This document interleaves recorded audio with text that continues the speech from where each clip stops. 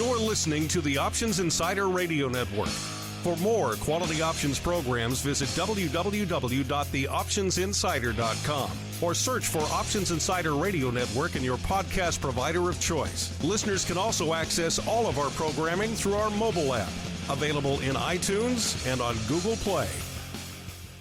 Welcome back to Options Insider Radio, the interview program here on the old network where we welcome on guests from throughout the world of options and derivatives and proceed to pick their brains for the benefit of you, the listener. My name is Mark Longo from theoptionsinsider.com, as well as, of course, from the aforementioned network.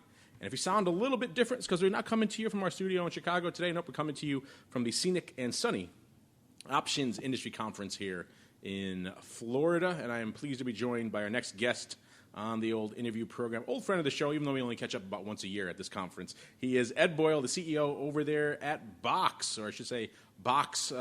It's just Box Exchange, not Box Options Exchange anymore, correct? Yeah, that's exactly right. Box. You have to get the branding correct. Just Box. We've distanced ourselves from the old Boston markets, and we are now an individual called Box. It's just Box. I like that. Well, Ed, of course, last year when you were on the show, the last time you and I sat down together, the big talk, all the rage was the return, the rise of the trading floor. Everyone said, it's coming back, tens of thousands of square feet, runners, floor brokers, all the good old days are here again.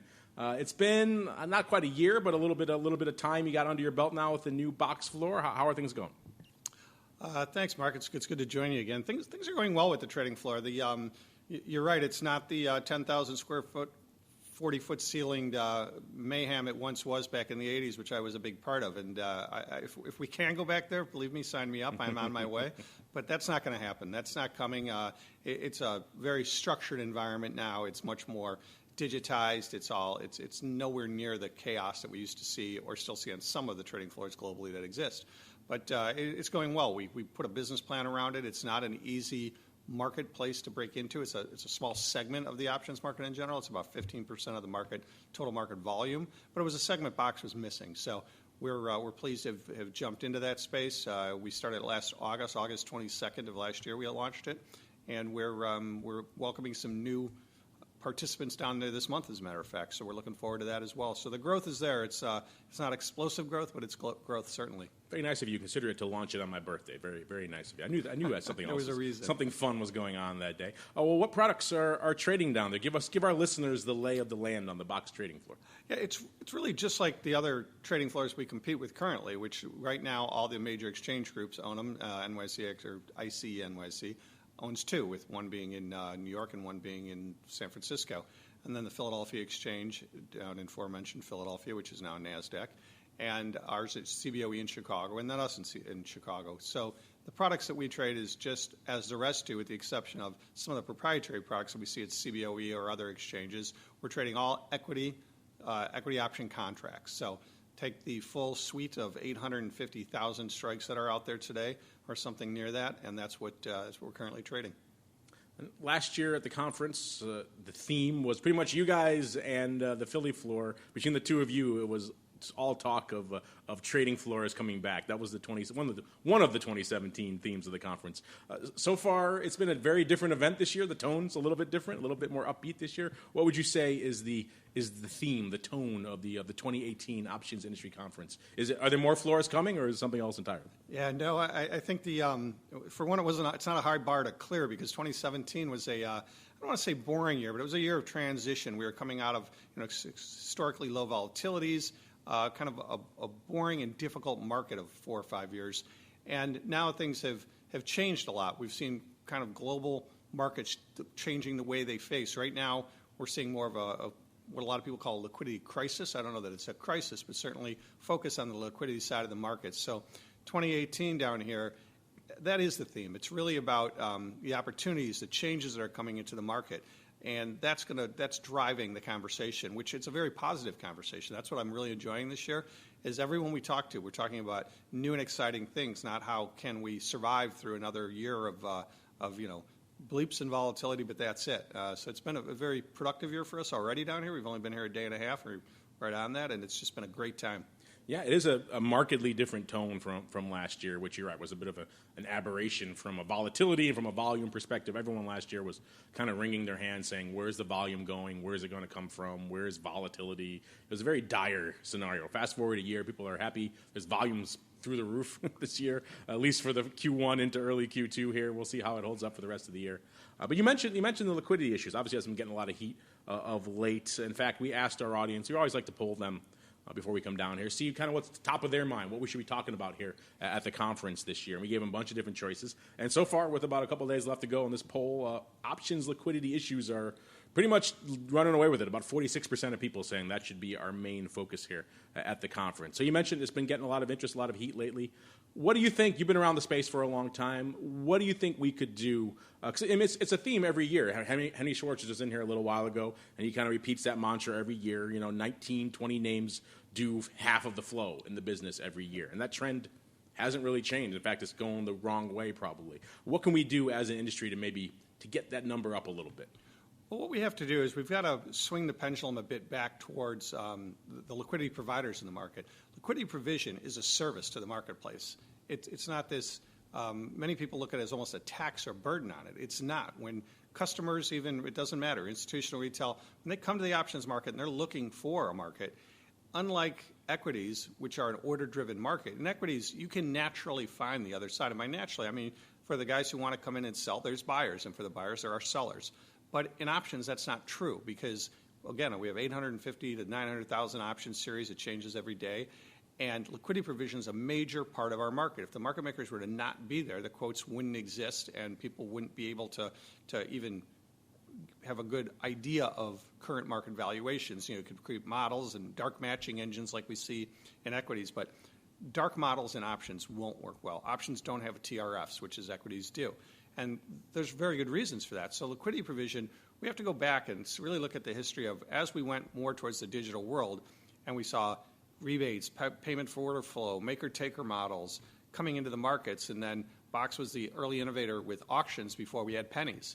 Auctions were very valuable at the time, and the liquidity providers were asking for them. That pendulum has gone too far. We now see, to your point, there's all the top names trade 50% of the volume, and we call that the 15 to 20 top names that are out there. The problem is with the rest of them, all of the client or customer kind of that at-market order flow goes into auctions and is price improved. The customers are getting ridiculous prices, but the liquidity providers are cut out for the most part, unless they're the consolidation liquidity providers. And those guys do a great job, but they've also got the same problem. They're providing liquidity and not being paid for it. That on-screen risk they have when they got 850,000 quotes out there across 15 exchanges, which is another problem we've got, is with this exchange expansion. We see another new exchange coming in. You're talking about every time a new exchange comes in, putting more what we call order risk on the screen. Order risk is a big problem inside these organizations. If you're any kind of responsible institution or trading firm, you're saying, how much money am I going to need to have in reserve? Should I get hit on X% of my quotes and the market moves adversely against me and I can't get out of them quickly? You've got to clear those trades at night. And if you can't clear them, you're out of business. So the adage that we used to talk about, is never bet your whole bank, make sure you can come back for another day to make your money. That's how liquidity providers used to look at it. That's harder to do when you got that many strikes on the screen. So we need to find ways to mitigate that. And boxes, this is our concentration. It has been for a year and a half. I've kind of talked this story for quite a while. We've changed some technology. And it's not about speed bumps. I mean, speed bumps could kind of validate it, but it's really about allowing the market maker side, the guys who are providing liquidity, even making them faster while the market is still playing catch-up. We can't say slow the markets down. Artificially, that doesn't work. But making certain these guys have risk control models and the speed to get out of the way when they need to, when things move adversely, is highly important. And at Box, we're doing we've just put some of that in place in our technology stack, and we're looking forward to seeing the result of that. It's interesting to hear you talk about auctions because you're right. Box pioneered that back a decade plus ago now at this point. And at the time, it served a function. It was pennies before pennies really existed. So there was a clear need. As we could see, it got aped by everyone else in the space. So clearly there was a demand for it. And fast forward a decade and change, and auctions have become, shall we say, a somewhat divisive topic. Some people think they're the best thing that ever happened to the options market. Some people think they're kind of the cause for a lot of the issues that we're seeing right now with liquidity and other things. It's interesting to hear you speak because it sounds like you're leaning more towards the latter rather than the former, even though Box, like I said, is kind of a pioneer in the auction. So is it fair to say that you think auctions have maybe reached a point of not just de minimis returns, but actually hurting the market?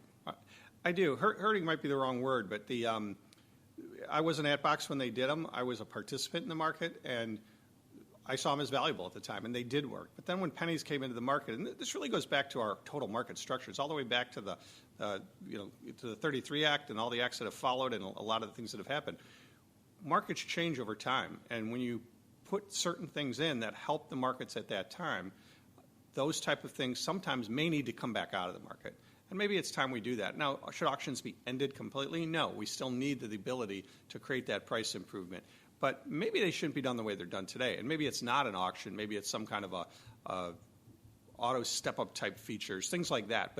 And I'm not saying that that's the solution, but the markets of today are a combination of things, and auctions plays a role in that, certainly. Box is not we found it. Box was adamant about putting it in, and it worked really well. Box is no longer hey, we're the auction exchange. We think it's the greatest thing that ever happened. That's not our mantra at all, and we don't. We really have tried to stop talking about that or supporting it for the last probably 2 to 3 years now. So you're not leading with how much money was price improved this quarter in the PIP process anymore. Yeah, that's no longer on our website on the front page. Well, yeah, it is an interesting development to see this because, the mantra has always been, right, the quotes are the advertising for the options business, right? And you can maybe make the argument lately that's a pretty bad advertisement in some of these products, where the markets are $1 or more wide. And you can't blame the liquidity providers, as you mentioned. They're under all these stresses that we've talked about many times on this network. So they have a very limited incentive to make a very tight market. And plus the auction mechanism was kind of designed to let them not show their best hand right away, right? Let them see what the order flow is first, and then they could kind of step up. So if you have that kind of functionality, by definition, they're not going to want to come in there and take risks they don't need to, quite frankly. Yeah, so it is an interesting problem. How do we incentivize market makers to make things tighter, where at the same time maybe also dialing back the auctions, which was designed to do exactly that and protect them? Yeah, where auctions have really migrated to is they've created a two-tiered market in a lot of ways, and that's something that the regulators don't particularly like. It's not something they support. That really goes against many of the principles that are between the SEC and the marketplace in general. This isn't something that's intentional or was created, but we need to find a way around that. And they've talked a lot. The equities. This is a hot topic. The whole idea of two-tiered markets or multi-tiered markets. RFQs create a multi-tiered market. So there's a lot of functionality and methodologies that create it. Well, maybe we need to start having two-tiered markets that are no longer that are more transparent, that can actually be put out there, that we can hold up into the front of the public and say, hey, there is two different quotes, and maybe it's based on size, maybe it's based on participation. Options is the only market that currently still separates the origin code of an order. So we say, hey, this is a retail customer, this is an institutional customer. We separate that still. The equity markets don't work like that, and neither do most other markets globally. So I think there's some opportunity here to make some changes. Well, those changes are kind of one of the things we're down here to talk about. We mentioned maybe dialing back the auctions a little bit. A lot of people have been on here railing about the capital requirements, and that's a big issue for the market makers, something that needs to be addressed as well. Outside of those two things, what else can we do as an industry? Maybe you mentioned kind of before, maybe mitigating the flood of quotes these guys need to handle, maybe making some of those far out of the money things that never trade and never even but have to be quoted, maybe making those RFQ, maybe something along those lines. What are your thoughts on what we could do to really help? Because the trend has not been favorable towards a number of market-making firms that are out there. We have a handful of large ones now. If we want to incent some others to get into the business, what can we do to reverse that trend? Yeah, and that, you mentioned in the past, and what do we see? We've seen market makers or liquidity providers exiting the business more and more, and then we saw both Timberhill and Goldman Sachs exit, which was that was a very eye-opening moment for a lot of people, because when you see the smaller firms that kind of slowly stop playing in the marketplace and move to other asset classes, when you see large firms like that say, they're not leaving. These guys didn't go out of business. They're just using their capital in a better way elsewhere. We have to start thinking about that. And you're spot on with, okay, do we have too many quotes? Do they have too much open order risk? Are there too many exchange divergent models that are out there? So we need to start concentrating on that. I don't know that there's any. It's a bigger solution, and it's multi-tier or multifaceted. It's not going to be a single solution that says, oh my goodness, X exchange did this, and tomorrow every problem's going to be solved. It's all on you, Ed. You guys at Box, you're the panacea for all these ills of the options market. You mentioned it. You mentioned the exchanges. I think I'm legally obligated to ask you about this. But obviously, one of the other conversations everyone's talking about here is this proposal from MIAX. They'll be on here, I believe, tomorrow to discuss it with us, to add yet another exchange, number 16, I believe, in Q1 of next year. I think I can intuit what your thoughts are on this, but what are your thoughts on yet another addition to the exchange pantheon? We certainly haven't ruled it out. Box has talked about this for quite a while. We don't think it's healthy for the market, which is why we haven't done it for the main reason we haven't done it. Because it's not healthy doesn't mean we shouldn't do it, because as a business, operating a business that has shareholders, we've got to be sure to keep those shareholders in mind as well. And that's the reason MIAX is doing it. It's very simple. We've got NMS. These are protected quotes. You light up an exchange, and everyone has to write to you. That's a tax on the industry. That's not good, but until we start to address some of these problems or change some of these rules, or the participants determine that, hey, we're just not going to participate at that exchange, that's the only way around those kind of problems. Do I think there should be less exchanges? Philosophically, yes. Do I think that if right now, in the seat I'm in, we shouldn't have more? No. 20 exchanges or 50 might be the right answer. I can totally see how people will, and exchange operators will continue to do this. Particularly a securities license is a securities license. You get an equity exchange with every options exchange. People seem to confuse those two. It's just a rule book. Listings as well. So there's a lot of other opportunities to use a securities SRO for, and I think we can certainly see more of that happening as this indecision at the regulatory level continues. You're scaring me, Ed. 50 exchanges. 50 might be a high number, but I tell you what, 5 years ago, 15 was a high number. Yes, that seemed outlandish.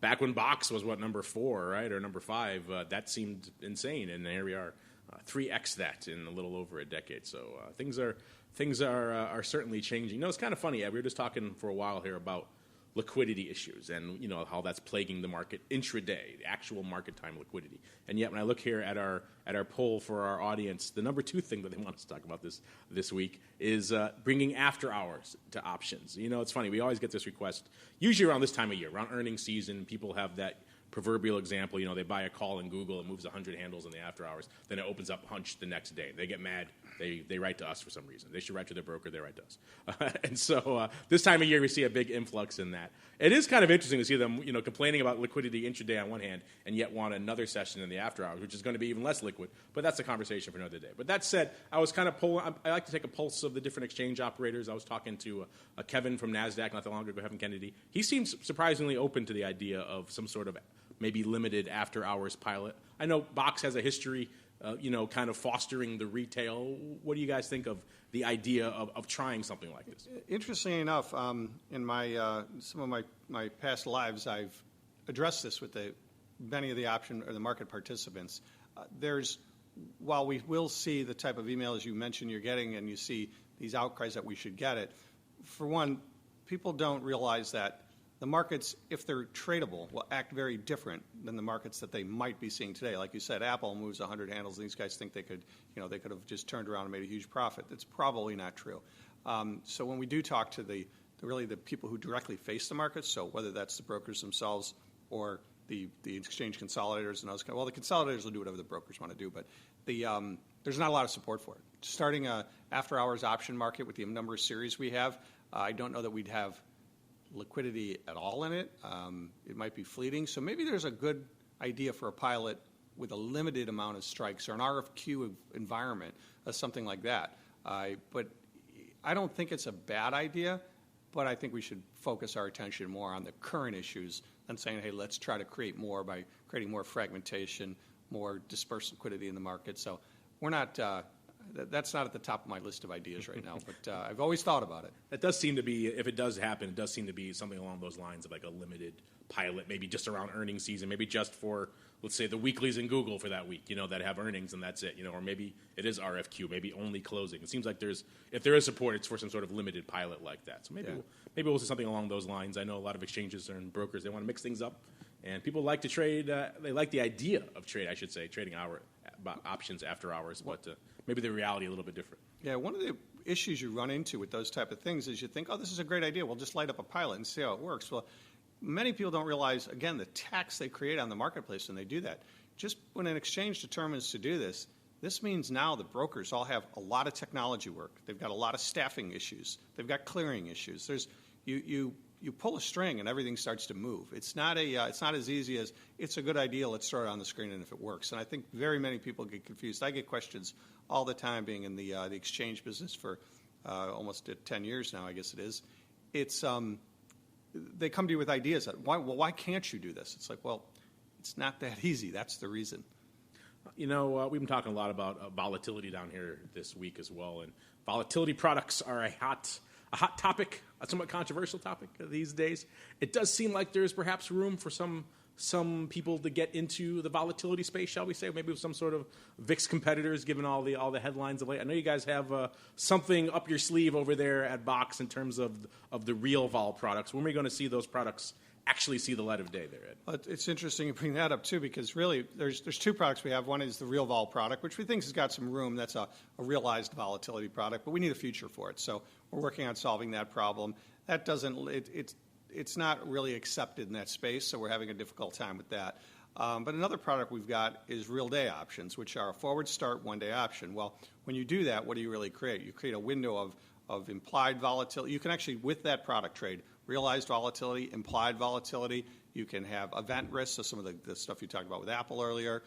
You can have it's a product that's structured well and with the right education can offer a lot to the retail and institutional investor, but at the same time reduce the burden on the market participants because you're taking the delta calculation out of it. So while the market's whipping around all day and I've got all these quotes on the screen, my quotes aren't moving around. They're very stable, and the reason for that is you're taking the delta component out of it. So we really feel that that's a great product. The problem we're having with that right now is OCC can't clear it. We trade these today already at the end of the, right? Every day we're trading single day, one-day settled options. They're the ones that open in the morning and expire that day. OCC can't seem to risk model this. We've had it with them for 2 years now. We've got approval from the SEC to trade it.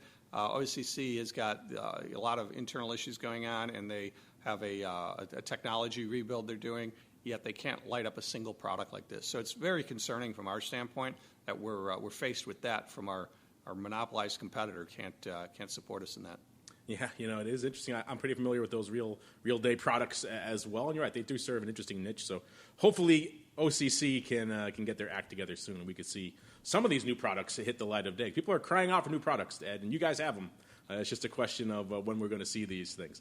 Well, Ed, we kind of covered a lot of ground: trading floors, volatility products, after hours, liquidity, a lot of different things falling under the mantra there. But that said, if there's anything we didn't touch on, or maybe you want to leave our listeners with a little bit of a hint, a little bit of a tease of what's coming down the pike, maybe floor number 2, who knows, from Box. Now is the time. The floor is yours. Yeah, I don't think we're going to be putting floor number 2 out there anytime soon. And you're right, we did touch on a lot. Really, the main message that Box is trying to carry to the marketplace today is we've got to find ways that everybody in the marketplace can work better to create a better experience for the user, because that's how we're going to grow the product. The good part is we're seeing not too many years ago, we talked about, we need to educate people. People need to know what an option is. Today, it's amazing. The kids that come out of college now, I hate to call them kids, but I've got 3 of them, and they're all out of college now. But you see this very different mindset. 5, 6, 10 years ago, you talked to this younger generation, and they didn't know what an option even was. They weren't even a hint towards it. My daughter, who just recently graduated, I went to explain them, this is what options are. She's like, no, Dad, I know what options are. We learned about them. So they're getting educated in this. They come out of school, they're much more financially astute than any of the previous generations, and they'll continue to get that way.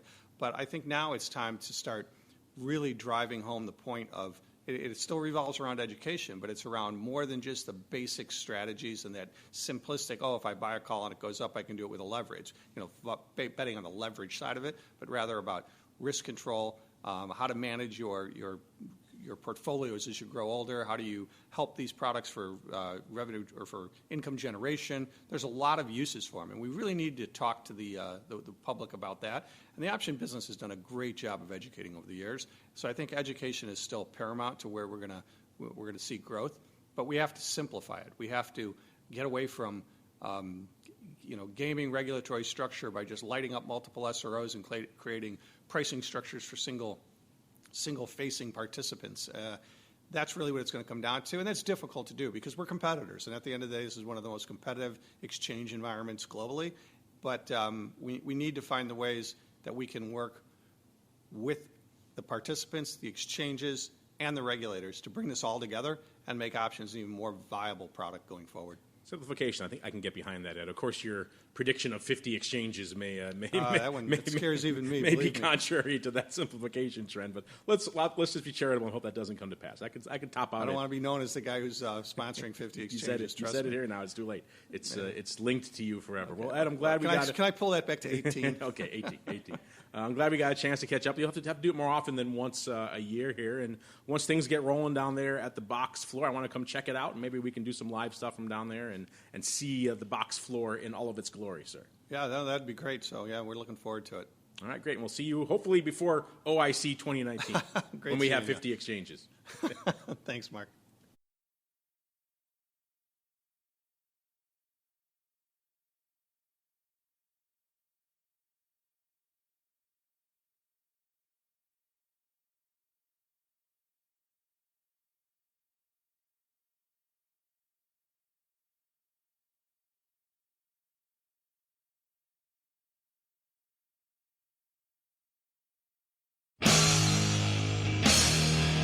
The preceding program was a production of the Options Insider Radio Network. For more quality options programs, visit www.theoptionsinsider.com or search for Options Insider Radio Network in your podcast provider of choice. Listeners can also access all of our programming through our mobile app, available in iTunes and on Google Play.